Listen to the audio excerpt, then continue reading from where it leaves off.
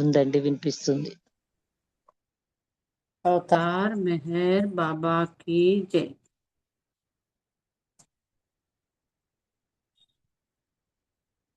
భగవంతుని ఇచ్చ లేనిదే ఏదీ జరగదు. శివునాజ్ఞ లేనిదే చేమైనా పుట్టదు. ఆయన ఆజ్ఞ లేనిదే ఎండుటాకు కూడా కదలదు. సృష్టి మొత్తం మీద జరిగేదంతా ఆయన సంకల్పంపై, ఆయన నిర్ణయంపై జరుగుతూ ఉంది. దాన్నే దైవ నిర్ణయం అంటాం. దైవం ఎలా నిర్ణయిస్తే అదే దైవ నిర్ణయం. మానవ మాతృలం కాబట్టి మన మేధస్సు అంటే మనకి చాలా నమ్మకం, అది చాలా పెర్ఫెక్ట్ అని.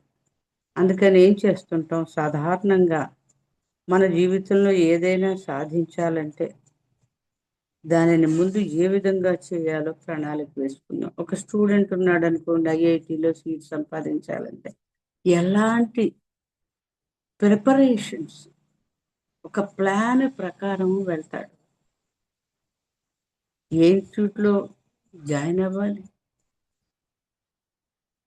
ఎలాంటి కోర్స్ అయితే బాగుంటుంది, ఫ్యాకల్టీలు ఎక్కడ బాగుంది, అన్ని ప్రణాళికలు వేసుకుంటాడు. ఒకవేళ అలాంటి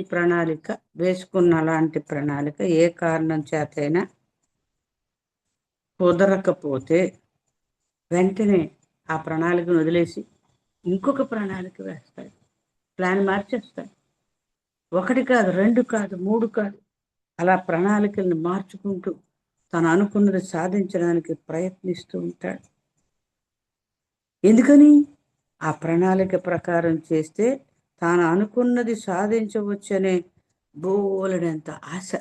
ఐఐటిలో సీట్ వస్తుంది, ఆ సీట్ వచ్చిన తర్వాత అక్కడ చదివేసుకున్న తర్వాత క్యాంపస్లో బ్రహ్మాండమైన ఉద్యోగం వచ్చేస్తుంది. ఇలాగ ఏవో ఆశలతోటి ఎదురు చూస్తూ ఉంటాడు, ఆ ప్రణాళికలు వేసుకుని దాని ప్రకారం నడుచుకుంటూ. ఎన్ని ఇబ్బందులు ఎదురైనా సరే ధైర్యంగా మనోనిబ్బరంతో వాటిలన్నింటినీ కూడా అధిగమించి దాన్ని సాధించడానికి శాశక్తులా కృషి చేస్తాడు, విశ్వ ప్రయత్నం చేస్తాడు. అయితే ప్రణాళిక ప్రకారం మనం ప్రయత్నం సఫలమై అనుకున్న ఫలితం సాధిస్తే ఆ సాఫల్యాన్ని నేనే సాధించాను అనుకుంటా ఉంటాం. అంతే కదండి. ఐఐటిలో సీట్ వచ్చిందంటే వాడు ఎంత కష్టపడ్డాడండి, రాత్రనక పగలనక చదువుకున్నాడు. రోజు పొద్దుట 4 గంటలకు వెళ్ళినవాడు సాయంత్రం 10 గంటలకు వచ్చేవాడు. ఇలా చెప్పుకుంటాం మనం.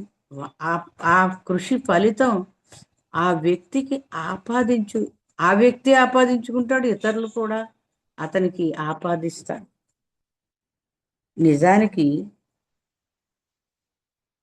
ఇది ఎవరి నిర్ణయం ప్రకారం జరిగింది? ఆ పరమాత్మ యొక్క నిర్ణయం ప్రకారం మాత్రమే జరిగింది అని మనం అనుకోమట. ఎందుకని? మానవ సామర్థ్యం మీద, శక్తి మీద మనకు ఉండేటువంటి ఆ నమ్మకం అంత గట్టిదనమాట. అలా కాకుండా అనుకున్న ఫలితం రాకపోతే, ఆశించింది జరగకపోతే డిసప్పాయింట్మెంట్, నిరాశ, నిస్పృహ వచ్చేస్తాయి. ఎంత కష్టపడ్డాడండి పిల్లాడు, పాపం రాలేదు. వాడు డిసప్పాయింట్ అయిపోతాడు, ఫ్యామిలీ మెంబర్స్ ఆందోళన, వర్రీ మొదలైపోతుంది. ప్రశాంతత ఎగిరిపోతుంది. మన ఉద్దేశం వెనుక ఉండే పొందాలనే కోరిక,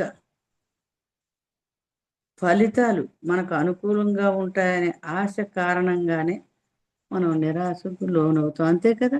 నేను ఇది చేస్తే అది జరుగుతుంది అనేటువంటి ఆశతోటి నేను చేశాను.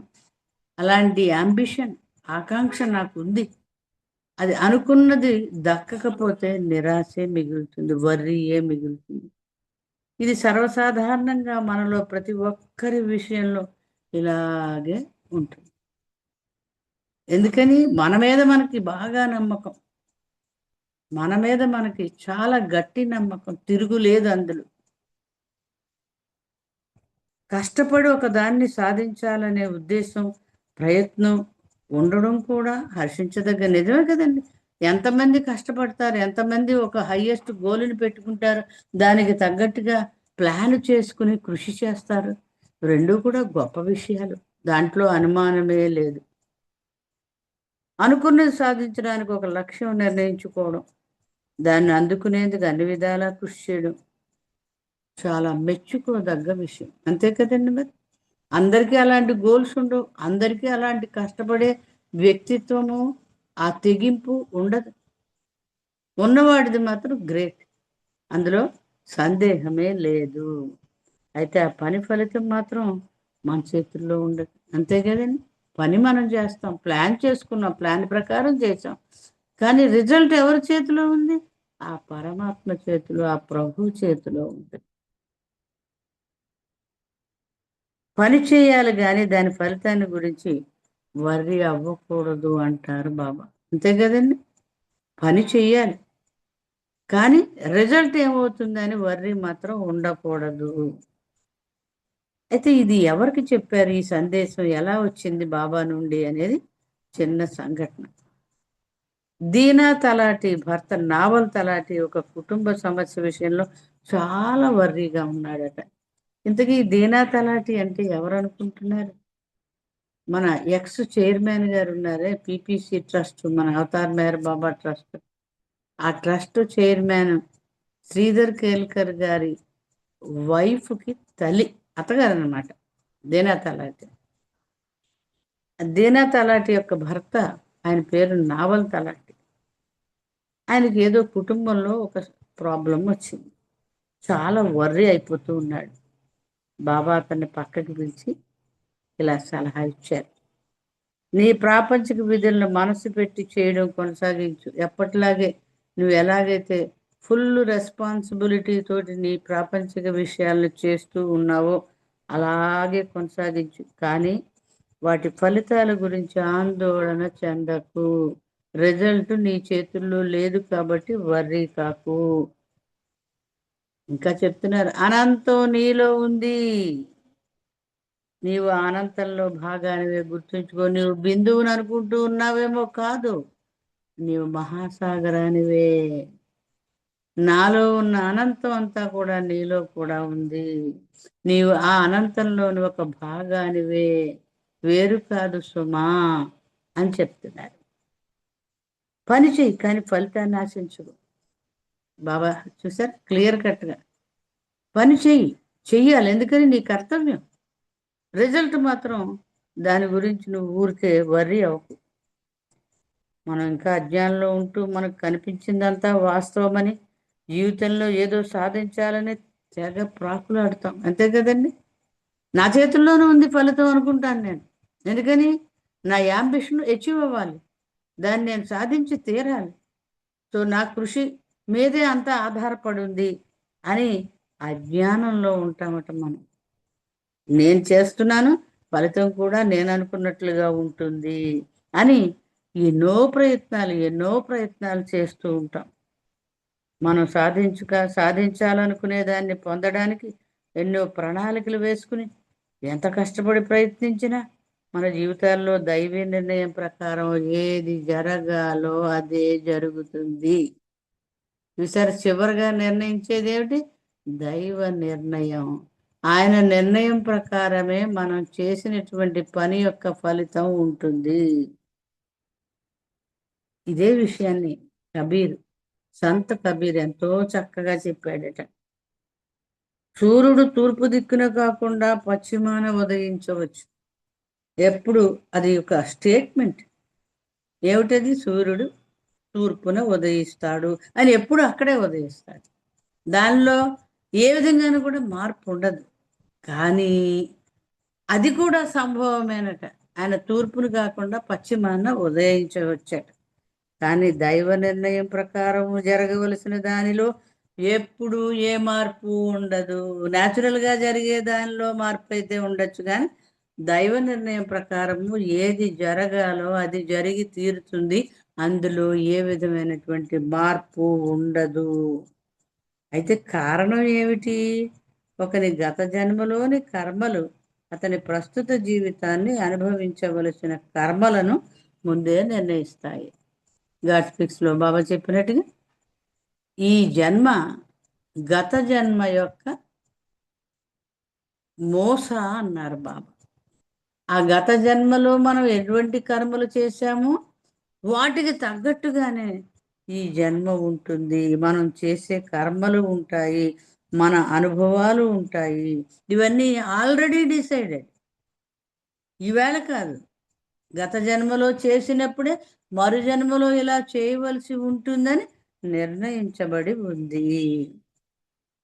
మాయా మనసు యథార్థాన్ని ఎందుకు అర్థం చేసుకోదో కబీర్ అంటున్నాడు. ఎంత పరమ సత్యాన్ని, ఈ విషయాన్ని ఎందుకు మానవుడు గ్రహించలేకపోతున్నాడు? ఒకసారి విధి ఎలా ఉండాలో నిర్ణయించబడిందంటే దానిలో సవరింపులు చేయడానికి వీలుండదు. చాలా నిష్పక్షపాతంగా అమలు జరుగుతుందట. దయాదాక్షిణ్యాలు లేకుండా అమలు జరుగుతుందట ఆ దైవీ శాసనం, కర్మ శాసనం. పక్కా అన్నమాట అండి. దానికి రాజైనా ఒకటే, యాచకుడైనా ఒకటే. ఎవరైనా సరే, ఎవ్వరి మీద పార్షాలిటీ లేకుండా, ఏ విధమైనటువంటి పక్షపాతం లేకుండా, ఏ విధమైనటువంటి దయాదాక్షిణ్యాలు లేకుండా కర్కశంగా అది అమలు చేయబడుతుంది. ఎలాంటి మార్పులు చేయాలంటే ఎవరికి సాధ్యం? ఎవరైతే ఆ శాసనాన్ని అమలు పరుస్తున్నాడో ఆ భగవంతునొక్కనికే సాధ్యం. అయితే భగవంతుడు ఆ విధి నిర్ణయంలో తన జోక్యం అవసరం లేని విధంగా ముందే అన్ని చక్కబెట్టేస్తాడు. ఆయన అస్సలు దాంట్లో జోక్యం వేలు పెట్టడట. ఎలా జరగాలో నిర్ణయించేశాడు. అలాగ టక ఈ విశ్వం అంతా కూడా నడిచిపోతూ ఉంటుంది. గతంలో జరిగిపోయిన దానిని సరిచేసే శక్తి మనకు ఉండదు. అంతే కదండి. గతంలో ఏదన్నా పొరపాటు జరిగింది అనుకోండి, దాన్ని సరిదిద్దుకోగలమా? అలాగే భవిష్యత్తులో జరిగే దాని గురించి మనకు తెలుసా? తెలియదు. మరుక్షణం ఏమవుతుందో మనకు తెలియదు. భవిష్యత్తులో జరిగే దాని గురించి ఊహిస్తే మనకు అనుకూలంగానే, మనం కోరుకున్నట్లే అన్నీ జరుగుతాయనే ఆశ భరోసాలతో ముందుకు అడుగులు వేస్తాం. అంతే కదా. ఫ్యూచర్ గురించి తెలిసిందనుకోండి, మన ప్లాను అకార్డింగ్ టు దట్ వెళ్ళిపోతుంది. మన ప్రయత్నాలు అనండి, ఇంకోటి అనండి, మనకు తెలియదు కదా. ఫ్యూచర్ గురించి ఏమాత్రం కూడా తెలియదు.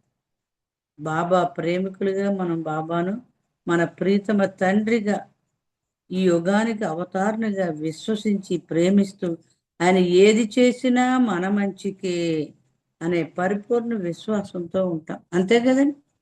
ఆయన మీద విశ్వాసం ఎలా ఉంటుంది? సరే తండ్రి, నువ్వేం చేస్తే అదే నాకు సమ్మతం అనేటువంటి ప్రిపేర్డ్నెస్, ఆయన ఇచ్చకు లోబడేటువంటి ఆ లక్షణాన్ని అలవర్చుకుంటామన్నమాట. ఎందుకని మన ఆత్మ ప్రయాణం కంప్లీట్గా తెలిసింది ఆయన ఒక్కడికే. ఏది అవసరమో అదే చేస్తాడు ఆయన. మన పని ఫలితం ఎలా ఉన్నా ఆయనపై విశ్వాసం సడలియకూడదు. మనకు సక్సెస్ అయినా డిఫీట్ అయినా రెండు ఒకేలాగా మనం తీసుకోవాలి. అది ప్రభు నిర్ణయం అనేటువంటి విశ్వాసాన్ని చెక్కు చెదరనీయకూడదు. ఒక సంఘటన బాబా ఉండగా జరిగింది. బాబా ప్రేమికుడైన నాదిర్ షా అనే వ్యక్తి బాబా దర్శనం కోసం మెహరాజాద్ వచ్చాడట. అతను బాబా చెప్పినట్లుగా వ్యాపారం చేశాడు, కానీ మొత్తం లాస్ అయిపోయింది. బాబాతో చెప్పాడు, బాబా ఇలా అయిందని. నువ్వు బాబాని పట్టుకున్నావు, నమ్ముకున్నావు, ఆయన ఇది లేదు అది లేదంటావు, అంతా ఆయనే అంటావు, ఏమిటయ్యా ఇలాగ లాస్ అయిపోయావు అని తోటి స్నేహితులందరూ కూడా హేళన చేస్తున్నారు. బాబా అతనికి ఇలా సమాధానం ఇచ్చారట. పూర్తి విశ్వాసం కలిగి ఉండడం అంటే ఎట్టి పరిస్థితుల్లోనూ చెలించకుండా ఉండడం. నువ్వు అనుకున్నట్లయితే నన్ను విశ్వసించడం, అనుకున్నట్లు కాకపోతే ఊగిసలాడడం కాదు. పూర్తి విశ్వాసం అంటే ఎట్టి పరిస్థితుల్లోనూ రిజల్ట్ ఏదైనప్పటికీ కూడా చెక్కు చెదరకుండా, ఆ విశ్వాసాన్ని చెలించకుండా ఉండాలి. నువ్వు దేనినైనా ధైర్యంగా జయప్రదంగా నిర్వహించడానికి విశ్వాసం ఒక సాధనం వంటిది. ఆ విశ్వాసం కదిలిందో వేళ్ళు కదిలిపోయింది. ప్రపంచంలో ప్రజలు తమ కుటుంబాల గురించి తెగ బాధపడిపోతూ ఉంటారు. కానీ నిజానికి ఇదంతా పెద్ద సున్న. బాబా ఎప్పుడూ చెప్పేది ఇదే. మీరు నిజం అనుకుంటున్న ఈ సృష్టి, ఈ మాయ అంతా కూడా ఒక పెద్ద సున్నా. దీనికి ఏమాత్రం ఉనికి లేదు. నీ కుటుంబంతో నీ బాంధవ్యం ఎన్నాళ్ళు ఉంటుంది? బాబాజీ అడుగుతున్నారు. ఓయ్ బాబా, నీకున్న ఆ కుటుంబ సంబంధాలు, బాంధవ్యాన్ని అన్ని పట్టుకుని వేలబడుతున్నావు, కానీ ఎన్నాళ్ళు ఉంటుందయ్యా అది? మీ తాత ముత్తాతల గురించి నీకు ఎంత తెలుసు? అలాగే నీవు గతించాక నీ కుటుంబ సభ్యులు నేను ఎంతకాలం గుర్తుపెట్టుకుంటారు? ఓ ఫోటో పెట్టేసేసి దండేసేస్తారు. వారు అన్నీ మర్చిపోతారు. నువ్వు ఎంత గొప్ప పనులు చేసినా, ఎంత సాక్రిఫైస్ చేసినా ఎవ్వడు గుర్తుపెట్టుకోడు. 1 సంవత్సరం, 2 సంవత్సరాలు, 3 సంవత్సరాలు మహా అయితే. నువ్వు మరణించాక నిన్నెవ్వరూ గుర్తుంచుకోరు. నీతో ఇకపై ఏ విధమైన బాంధవ్యాన్ని పెట్టుకో. ఎందుకని నువ్వు ఇక్కడి నుంచి వెళ్ళిపోయావు. ఇప్పుడున్న బంధాలన్నీ అశాశ్వతం. అవి ఎప్పటికీ శాశ్వతంగా ఉండవు. అంతే కదండి. ఇవి మారుతూ పోయేవి. ఈ బాంధవ్యాలు అనేవి ఈవేళ ఒక ఒక ఒక సెట్ ఆఫ్ పీపుల్కి ఉంటుంది. అందులో వాళ్ళు పెద్దవాళ్ళు అయిపోయి గతించిపోతే మరలా వచ్చే జనరేషన్ వాళ్ళతోటి బాంధవ్యం ఏర్పడుతుంది. ఏది శాశ్వతం కాదు. ఇప్పుడు నీవు ఆర్థిక ఇబ్బందుల వల్ల నీ కుటుంబం గురించి ఆందోళన చెందుతున్నావు కదా. లాస్ అయిపోయాడని చెప్పుకున్నాం కదా. నా తెలుసా, వ్యాపారంలో చాలా లాస్ అయిపోయాడు. ఒకవేళ అంతా మంచి జరిగి రేపు నువ్వు కోట్లు గడించావనుకో, చాలా సౌఖ్యంగా నీ జీవితాన్ని గడుపుతావు. నగ నట్ర పోగేసుకుంటావు. ఆ తర్వాత సంగతి ఏమిటి? ఏమీ ఉండదు. శరీరం అంతమవగానే అంత ఆగిపోతుంది. కాబట్టి ఇదంతా నిరర్ధకం, అర్ధరహితం, పాకులాడడం వేస్ట్. అలాగే ప్రతీది జీవితంలో ఇదే నేను చెప్పేదే. అందుకే పైకి కనిపించే ఈ ఇబ్బందులు నేను పట్టించుకోను. బాబాకి ఎక్కడుంది ఆయన దృష్టి? మన ఆత్మ ప్రయాణంలో మనల్ని గమ్యం చేర్చడం పైనే ఉంది ఆయన దృష్టి. ఆయన ఏమిటి ఆయన చేయవలసింది? నిన్ను గమ్యం చేర్చడం. అంతేగాని పైకి కనిపించే ఈ చిన్న చిన్న ఇబ్బందులు కాదు. నేను వాటిని పట్టించుకోను. నీ ఆత్మ ప్రయాణానికి అనువుగా శాశ్వతమైన అనుబంధాన్ని నీకు ఇస్తాను. ఎవరితో? నాతో. ఎందుకని? ఈ ఈ ఈ ప్రాపంచిక అనుబంధాలన్నీ అశాశ్వతమైనవి. నాతో అనుబంధం శాశ్వతమైనది. అది ఎప్పటికీ అంతమవదు. బాబా ప్రతాప్ ఆహిరితోటి ఇదే విషయం చెప్పారు. నీ తల్లి, తండ్రి, అన్నదమ్ములు, అక్క చెల్లెళ్ళు, మేనమావులు, మేనత్తలు, బాబాయిలు, పిన్నులు, పెదనాన్నలు, పెద్ద ఎవరైనా సరే ఎవరితోటి నీకున్న సంబంధము శాశ్వతమైనది కాదు. నాతో అనుబంధమే శాశ్వతం. నేను ఎప్పటికీ నిన్ను విడిచిపెట్టనటువంటి చెలికాడిని అని బాబా ప్రతాపాహిరితో అప్పుడు చెప్పాను. కాబట్టి నేను నాతో లింక్ ఏర్పరచుకోవడానికి నిన్ను ఎంకరేజ్ చేస్తూ ఉంటాను. ఎందుకని? నాతో లింకే శాశ్వతం. అదే నిన్ను గమ్యం చేరుస్తుంది. నీవు నావాడవు. నాదర్శక్ బాబా చెప్తున్నారు, నీవు నావాడు. నాపై నీకు అచంచల విశ్వాసం ఉంది. భగవంతుడిని నేను యుగావతారుని అనేటువంటి విశ్వాసం నీకుంది. నేను నీకు సలహా ఇచ్చాను. దాన్ని పాటించడం వల్ల నీకు ధన నష్టం కలిగింది. నేను ఒక ఐడియా ఇచ్చాను, అలా చేసావు, నువ్వు లాస్ వచ్చింది. నేను నీ డబ్బును హరింపజేశానని జనం అనుకోవచ్చు. చూసేవాడికి ఏం కనపడుతుంది? నీ ఫైనాన్షియల్ లాస్ ఒక్కటే కనపడుతుంది. ఇది నిజమే. కానీ ఎందుకు ప్రజలు నేను ఎలా నిందించగలరు? నా నా ఎయిమ్ ఏమిటి? నిన్ను ఏం చేయాలి, నా అంతటి వాడిని చేయాలనేది నా ధ్యేయం. వాడు చూసేది ఈ జస్ట్ టెంపరీ ఫైనాన్షియల్ లాస్. నీకు నా పట్ల దురవిశ్వాసం ఉంది. నీకు ఎన్ని కష్టాలు ఎదురైనా సరే నన్నే అంటి పెట్టుకుని ఉంటావు. ఎందుకని నాకు తెలుసు. కాబట్టి నీవు నా వాడవే, అందులో సందేహం లేదు. కానీ జనం ఈ విషయాన్ని ఎలా నమ్ముతారు? నమ్మరు. ఎందుకని నేనంటే విశ్వాసం వాళ్ళకి లేదు. ఇలాంటి విశ్వాసం వారికి ఎక్కడుంది?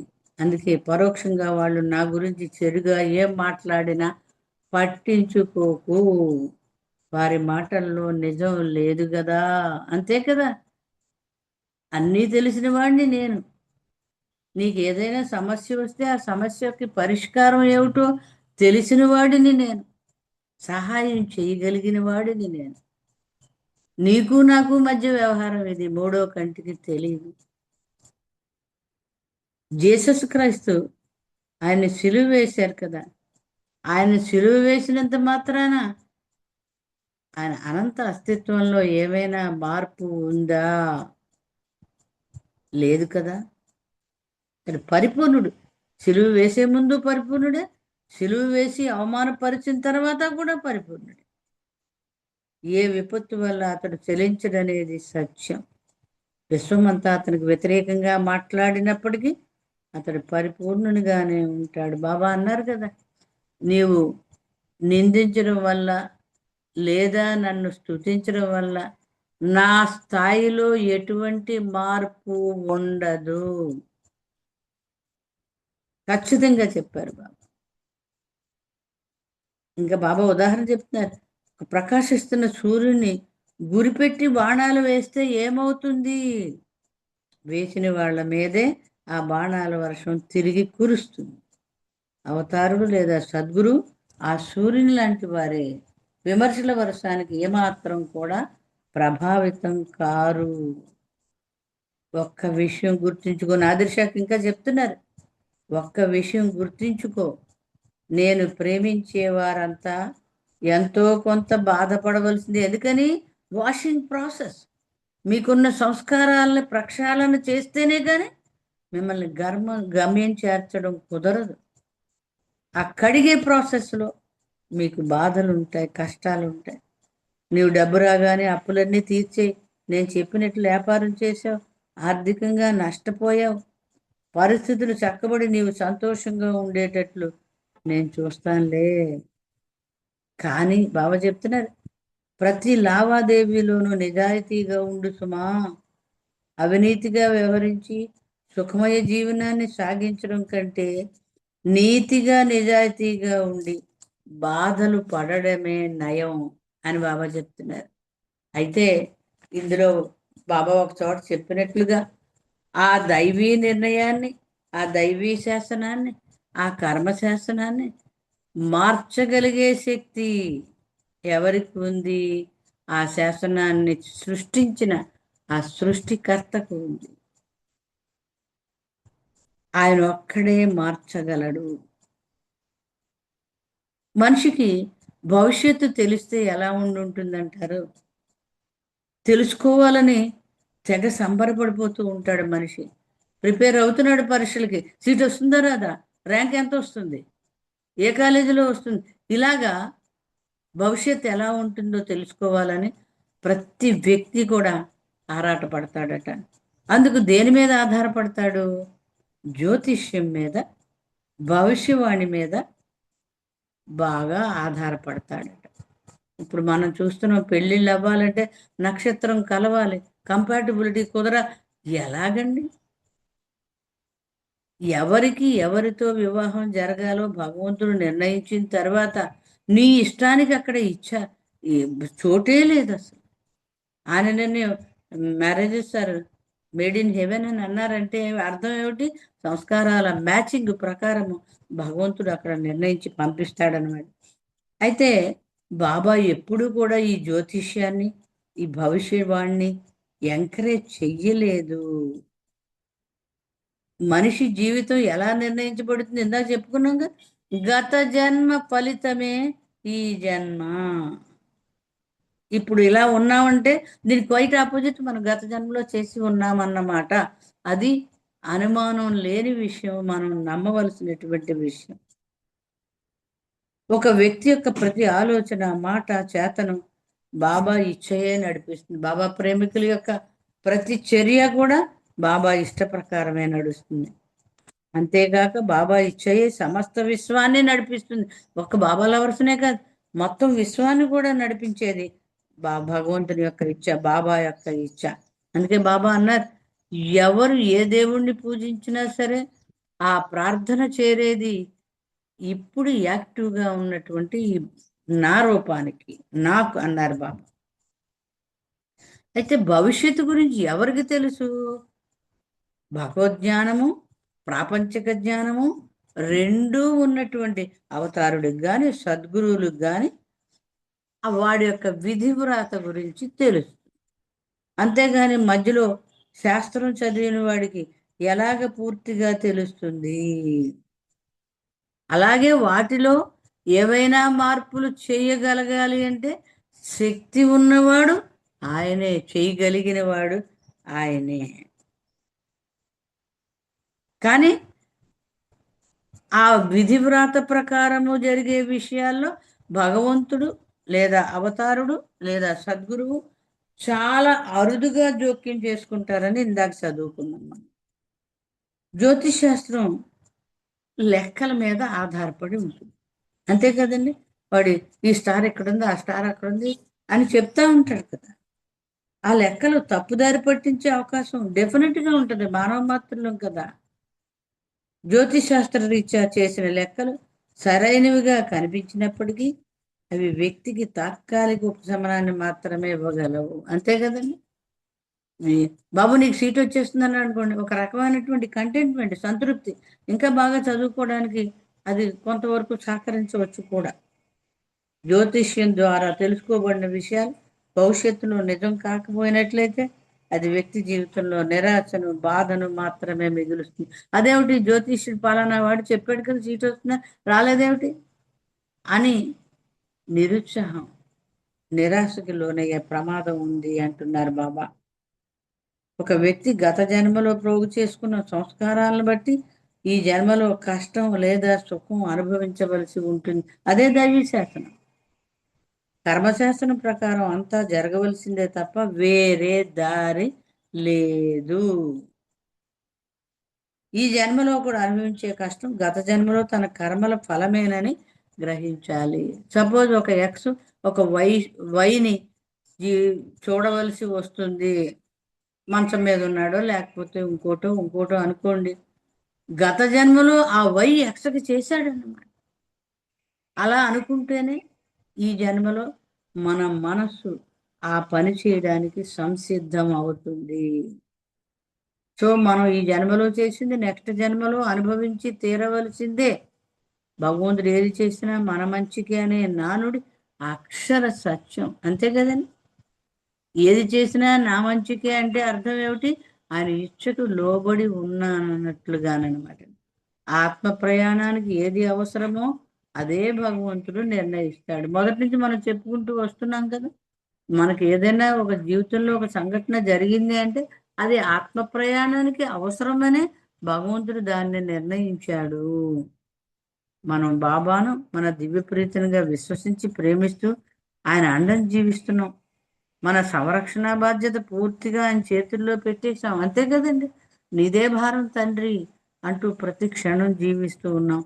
అటువంటప్పుడు సర్వజ్ఞుడైన ఆయన మన జీవితాలను ఆయన వైపు అడుగులు వేసే విధంగా మలసి ముందుకు నడిపిస్తాడనే విషయాన్ని పూర్తిగా విశ్వసించాలి. అప్పుడే కదా ఏది చేసి భగవంతుడు ఏది చేసినా నా మంచిగా అని ఎప్పుడు అనగలం, ఎప్పుడు విశ్వసించగలం? ఆయన మీద పూర్తి విశ్వాసం, ఆయన భగవంతుడు సర్వం తెలిసినవాడు అనేటువంటి విశ్వాసం మనకు ఉన్నప్పుడే. ఎందుకని? మన విధివ్రాత సంపూర్ణంగా తెలిసినవాడు. బాబా అన్నారు, కోట్ల సంవత్సరాల తర్వాత నీవేం ఆలోచిస్తావో కూడా నాకు తెలుసు, ఏం చేస్తావో కూడా నాకు తెలుసు. ఎందుకని? మన ఆత్మ ప్రయాణం మొత్తం ఆయనకి తెలిసిన పుస్తకం. కానీ సంకల్పమాత్రంగా ఈ దైవ నిర్ణయాన్ని సమూలంగా మార్చివేయగలిగే సమర్థుడు కూడా ఆయనే. అదే ఇక్కడ చెప్పుకోవలసిన విషయం. అంత ఖచ్చితమైనటువంటి దైవ నిర్ణయాన్ని, దైవీ శాసనాన్ని కూడా మార్చగలిగే సమర్థుడు ఎవరు? ఆ శాసనాన్ని తయారు చేసిన వాడు ఆయనే. ఎలాగట? ఉదాహరణ ద్వారా బాబా చెప్తున్నారు. ఒక మనవుడు తాతతో ప్రయాణం మొదలెట్టాడు అనుకుందాం. ఎక్కడి నుండి ఎక్కడికి వెళ్ళాలి, ఎప్పుడు వెళ్ళాలి, ఏ సాధనం ఉపయోగించి వెళ్తే సౌకర్యవంతంగా ఉంటుంది, దారిలో మనవుడికి ఏది కావాలి అనే ప్రతి చిన్న విషయం నుండి చివరికి గమ్యం చేరే వరకు తాత ఆ మనవడి బాధ్యతను ఎలా స్వీకరిస్తాడో అలా మనం బాబాపై ఆధారపడినప్పుడు మన పూర్తి బాధ్యత ఆయన తప్పక తీసుకుంటాడు అనే భరోసా విశ్వాసం మనం పెంపొందించుకోవాలి.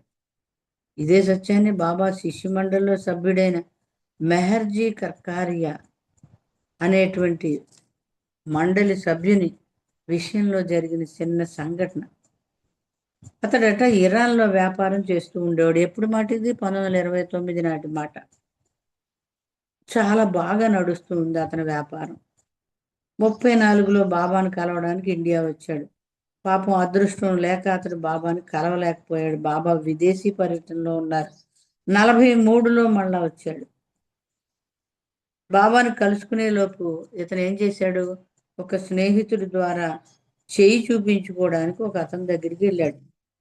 అతడు చూసి, నీ వ్యాపారం మొత్తం నష్టాల పాలైపోతుంది అని చెప్పేశాడు. వెంటనే ఏం చేశాడు? మేనేజర్కి ఒక వార్త పంపించాడు. వ్యాపార లావాదేవీలన్నీ మూసేయి అని టెలిగ్రామ్ పంపించేశాడు. తరువాత బాబాను కలిశాడు. ఇన్ని సంవత్సరాలు పరిచయాలు ఏం పని చేస్తున్నావయ్యా అంటే వ్యాపారం చేస్తా. వ్యాపారం బాగుందా అని అడిగాడు. అప్పుడు అతను అంతా చెప్పుకొచ్చాడు. చక్కగా నడుస్తున్న వ్యాపారం నా స్నేహితుడు ఒక జ్యోతిష్యుడి దగ్గర తీసుకెళ్ళాడు. అతడేమో ఇలా నీ వ్యాపారం అంతా నాశనం అయిపోతుంది, నష్టపోతావు అనగానే బిజినెస్ అంతా ఆపేయమని చెప్పి నేను టెలిగ్రామ్ ఇచ్చానంటే అప్పుడు బాబా అతని చెవిని మెలిపెట్టి, మూర్ఖుడా, నేను సాక్షాత్తు భగవంతుణ్ణి, మరి భగవంతుడే నేను ఈ గ్రహాలన్నిటినీ నేనే కదా సృష్టించాను, వాటిని మార్చలేనా? అవసరమైతే నాశనం కూడా చేయగలను. అటువంటి నా సాన్నిధ్యంలో ఉండి కూడా నీవు ఇలా చేయడం న్యాయమేనా? వ్యాపారం మూసివేయొద్దని మళ్ళీ టెలిగ్రామ్ పంపించి వెంటనే ఎప్పటిలాగే నీ వ్యాపారాన్ని కొనసాగించు అని బాబా అతన్ని మందలించారు. మెహర్జీ బాబా చెప్పినట్లు చేశాడు. ఇంతకు ముందెన్నడూ లేని విధంగా వ్యాపారంలో పైకి ఎదిగాడట అతను. ఇతను అరేంజ్మెంట్ వాళ్ళల్లో బాబా నమ్మినటువంటి వారిలో ఒకడు. నారిమన్, మెహర్జీ, ఇంకా జాల్ కీరావాలా, వీళ్ళు నలుగురు బాగా బాబాకు అరేంజ్మెంట్లు చేశారు. న్యూ లైఫ్లో కానివ్వండి, ముందు తర్వాత బాబాకి ఎప్పుడు కావాలంటే అప్పుడు వీళ్ళ పైన ఆధారపడుతూ ఉండేవారు అనమాట. తర్వాత అతని నుండి సహాయం అవసరం కాబట్టి బాబా చూశారు ఎంత చక్కగా అతనికి సహాయం చేసి, ఈ వీటిని నమ్మకరా బాబు, నన్ను నమ్ముకుని మళ్ళా అక్కడికి వెళ్తామేమిటి అని బాబా అతన్ని వారించి ఆ కష్టం నుండి గట్టెక్కించారు. సో కాబట్టి మనం చేయవలసింది ఏమిటి? బాబా యొక్క ఆ highness, highest of the high అనేటువంటి ఆయన అవతార స్థాయిని ప్రతి క్షణం గుర్తుంచుకుని మసులుకుంటూ ఉండాలి. జీవితంలో ఆయన నొప్పించే పని ఏది చెయ్యకూడదు. ఎందుకని? ఆయన పైన మనం ఆధారపడితేనే ఆయన సంతోషిస్తాడు. వేరే ఎవరిపైన వేటిపైన మనం ఆధారపడితే ఆయనను మనం అవమానించినట్లే అవుతుంది. ఆయన మీద పూర్తిగా ఆధారపడి జీవించడం అనే దాన్నే కొనసాగించాలి. ఎప్పుడు కూడా ఆయన ఇబ్బంది పెట్టే పని మనం చేయకూడదు. అందుకు అవసరమైన ఆయన కృప ఎల్లప్పుడూ మనపై ఉండాలని చెప్పి మనం బాబాను వేడుకుందాం. అవతార్ మెహర్ బాబాకి జై.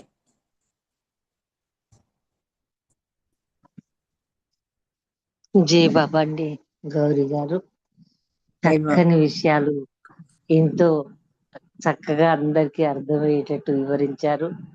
మనము ఏది చేసినా ఆ దివ్య ప్రియతముని నమ్ముకొని బాబా మనకు ఏది ఇస్తే అది ఆయన ఇచ్చే ప్రకారం ఇదంతా జరుగుతుంది అంటూ మనం ఆయన మీద నిజమైన నమ్మకాన్ని ఉంచి మనం చేసుకుంటూ పోవాలి. కానీ ఇతరులు ఎవరు ఏదో చెప్పారని నమ్మకుండా మనము జాగ్రత్తగా ఆయన ప్రేమను అందుకుంటూ మన జీవితాలు సాగించాలి అంటూ చక్కగా అర్థమయ్యేటట్టు అందరికీ వివరించారు. మీకు జై మెహర్ బాబా.